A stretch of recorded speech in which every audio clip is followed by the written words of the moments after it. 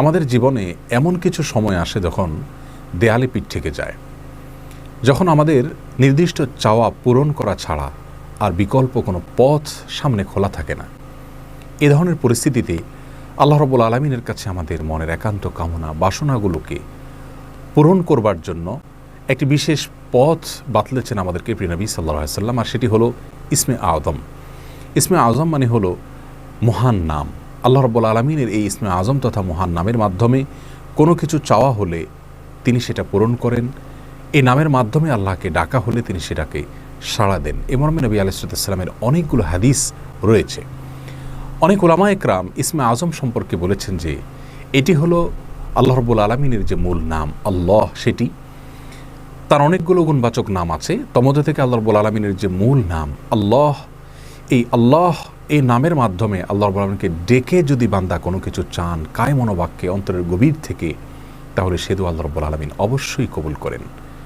এজন্য কোনো কিছু আল্লাহ রাব্বুল আলামিনের কাছে চাওয়ার আগে যদি আল্লাহ বলে ডেকে ভালোবাসা থেকে, আস্থা থেকে, ভরসা থেকে, কায় মনোবাক্যে দীনতাহীনতার সাথে আল্লাহকে ডেকে যদি কেউ দোয়া করেন, তাহলে সে দোয়া আল্লাহ রাব্বুল আলামিন ফিরিয়ে দেন না। ইসমে আযম সম্পর্কে আরও নির্দিষ্ট করে আমরা নবী আলাইহিস সালামের যে হাদিসটি দেখতে পাই, সেটি তিরমিজিতে বর্ণিত হয়েছে, আরও বিভিন্ন হাদিসের কিতাবে বর্ণিত হয়েছে। সে হাদিস সম্পর্কে বিশ্ববিখ্যাত হাদিসবিদ হাফিজ ইবনে হাজার আল আসকালানী রাহিমাহুল্লাহ ফাতহুল বারীতে লিখেছেন যে ইসমে আযম সম্পর্কে সবচেয়ে বিশুদ্ধতম হাদিস হলো এটি। আর সেটি হলো এই যে বুরায়দা রাদিয়াল্লাহু আনহু বর্ণনা করেছেন, এক ব্যক্তি নামাজের মধ্যে একবার কিছু বাক্য বলে উঠলেন। নবী সাল্লাল্লাহু আলাইহি সাল্লাম তার কথাগুলো শুনলেন। তিনি বলে উঠলেন, আল্লাহুম্মা ইন্নী আসআলুকা বিআন্নী আশহাদু আন্নাকা আনতাল্লাহ লা ইলাহা ইল্লা আনত আল আহাদুস সামাদ আল্লাযী লাম ইয়ালিদ ওয়া লাম ইউলাদ ওয়া লাম ইয়াকুল লাহু কুফুয়ান আহাদ। তার মুখে এই বাক্যগুলো শুনে নবী আলাইহিস সালাম বলেছেন, নিশ্চয়ই এই লোকটি ইসমে আযম পাঠ করেছে। ইসমে আযমের মাধ্যমে আল্লাহ রাব্বুল আলামিনের কাছে কোনো কিছু চাওয়া হলে তিনি সেটা ফিরিয়ে দেন না। এর মাধ্যমে আল্লাহকে ডাকলে তিনি অবশ্যই তাতে সাড়া দেন। এই হাদিসের ভিত্তিতে অনেক মুহাদ্দিসিন ইকরাম বলেছেন এটি হলো সেই দোয়া যেটাকে ইসমে আযম বলা হয়, যার মাধ্যমে এটি পাঠ করার পর আল্লাহর কাছে কোনো কিছু পেশ করলে সেটাকে অবশ্যই আল্লাহ তাআলা পূরণ করেন। মনের যে কোনো ভালো আশা আল্লাহ তাআলা পূরণ করে থাকেন।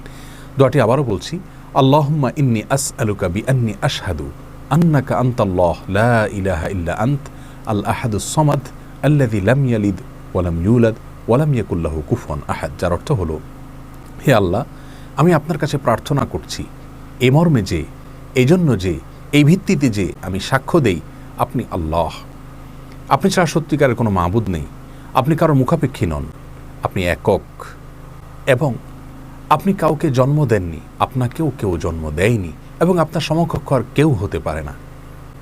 এই বাক্যগুলো পাঠ করে আল্লাহর বড়ের কাছে কোনো চাওয়া পেশ করলে তিনি অবশ্যই সেটি পূরণ করেন। কেউ যদি অত্যন্ত সংক্ষেপে ইসমে আযমের মাধ্যমে দোয়া করতে চান, তাহলে তিনি আল্লাহ রাব্বুল আলামিনের প্রতি আন্তরিকতা, ভালোবাসা, শ্রদ্ধা, বিশ্বাস, ভক্তি এবং ভরসা রেখে আল্লাহকে ডেকে ডেকে মায়ার সাথে, মমতার সাথে, আল্লাহর অনুগ্রহগুলোর কথা স্মরণ করে আল্লাহকে ডেকে ডেকে তার মনের চাওয়াগুলো পূরণ করবেন।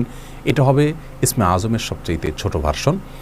আর যদি কারোর হাতে সময় থাকে, তাহলে তিনি ইসমে আযমের যে দোয়াটি আমরা কথা বলেছি, আল্লাহুম্মা ইন্নী আসআলুকা বিআন্নী আশহাদু আন্নাকা আনতাল্লাহ লা ইলাহা ইল্লা আনত আল আহাদুস সামাদ আল্লাযী লাম ইয়ালিদ ওয়া লাম ইউলাদ ওয়া লাম ইয়াকুল লাহু কুফুয়ান আহাদ। এই দোয়াটা তিনি পাঠ করবেন, করে আল্লাহর কাছে তার চাওয়া পেশ করবেন। জীবনের কঠিন মুহূর্তগুলোতে বিশেষ করে এই ইসমে আযম পাঠ করে আল্লাহর বাবার কাছে দোয়া করব, সেটা অবশ্যই আল্লাহ তাআলা কবুল করবেন যদি দোয়ার মৌলিক শর্তগুলো আমরা পূরণ করে থাকি। হালাল বক্ষণ করা, কায় মনোবাক্যে দোয়া করা এবং দোয়ার ক্ষেত্রে আন্তরিকতা এবং ঐকান্তিকতা থাকা, এই বিষয়গুলোকে যদি খেয়াল করে আমরা দোয়া করি, ইনশাআল্লাহ বিইذনিল্লাহ আল্লাহ তাআলা আমাদের সে দোয়া পূরণ করবেন।